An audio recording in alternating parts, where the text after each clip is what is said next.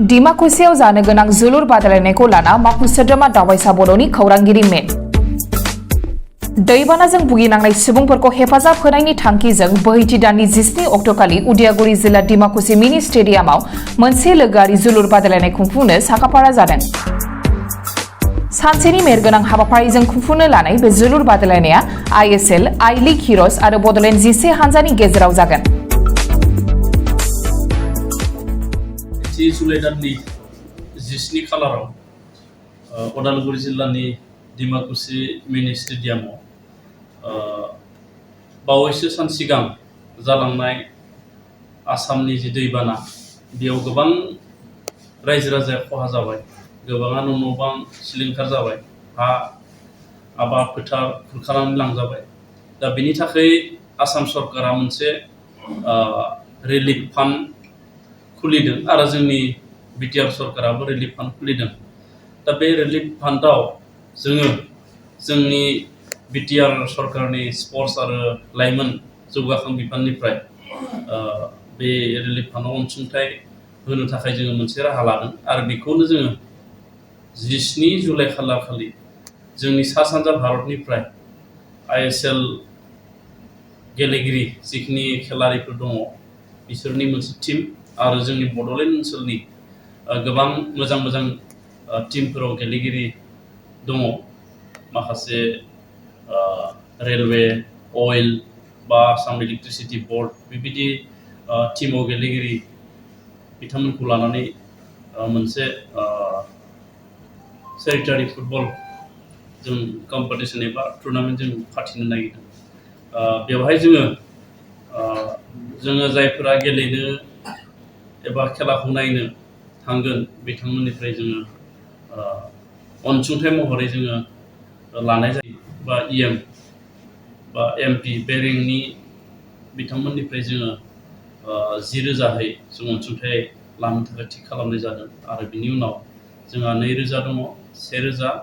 आरो ओनसोलनि सुबुंफोरनि थाखाय जों 50 रांहै जों अनसुंथाइ महरै लागोन आरो बे गेलेनायाव जायफ्रा नायनानै थांनानै जोङो अनसुंथाइ होबाय बे अनसुंथाइखौ जोङो आसाम सरकार बिथांमोननि जि relief fund doctor Himanta Biswa Sarma गिबि मन्थ्रि बिथांनि मुङै थानाय बेयाव खावसे आरो जोंनि बिटिआर सरकारनि मानगोनां बिटिआरनि गाहाय मावफुं सोद्रोमा प्रमद बर' बिथांनि मुङै जि रिलिफ फान्ड दङ बेवहाय जोङो होगोन आरो बे मोननै बा बे अनसुंथाइखौ होनो थाखायनो जों बे गेलेनायखौ जोङो खुंनो थाखाय थियारि खालामनाय जादों आरो बेवहाय जोंनि सा सानजा भारतनिफ्राय ISL आव गेलेनाय जोंहा हलिचरन नार्जारी, बिनित रय, बावरिंदां बड' बेबायदि गोबां गेलेगिरिफ्रा गेलेफैनो थाखाय थियारि जाबाय आरो बिथांमोना जोंनो भिडिअनि गेजेरजों जोंनो खौरांखौ फोरमायहरो। समायसिमा राइट 3टानिफ्राय बेलासिनि 3 रिंगानिफ्राय जों गेलेनायखौ जागायगोन आरो बिनि सिगाङावनो जोङो हारिमुनि दिन्थिफुंनाय जोंहा आयदा दङ बेखौबो जों खालामनाय जागोन आरो बे गेलेनायखौ बिटिआरनि मानगोनां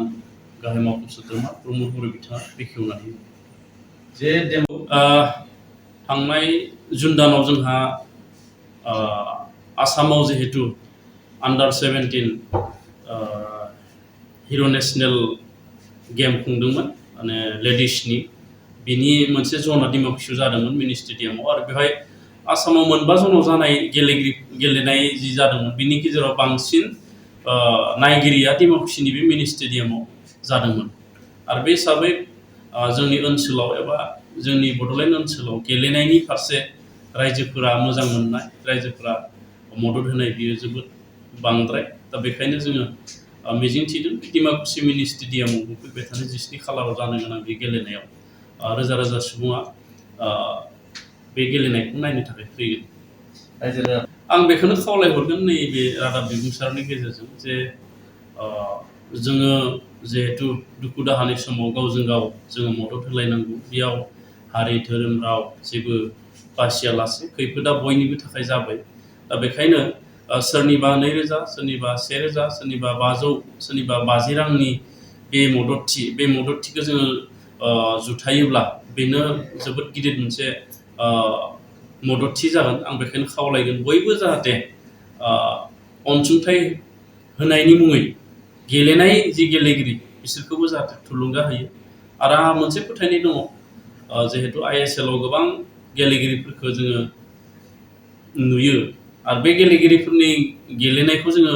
टेलिभिजन बेफोरावसो जों बांसिनै नुयो दा बेखायनो 17 खालार खालि जानो गोनां बे गेलेनायाव जिहेतु ISL नि गेलेगिरिफ्रा गेलेगोन दा बिसोरखौ गावनि मेगनजों साखाथियावनो एबा मोगथाङावनो नुनो मोनगोन आरो बेनि गेजेरजों जोंनि जाखांफुनाय गेलेगिरिफ्रा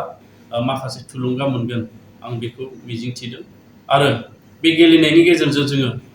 दुखुनि समाव जे जोङो खौसे जानानै बयबो गसंथानांगौ जोंनि गेजेराव खौसेथि अनलायनाय थानांगौ बेखौ जोङो लाबोनो हागोन आंहा बेखौ फोथायनाय दं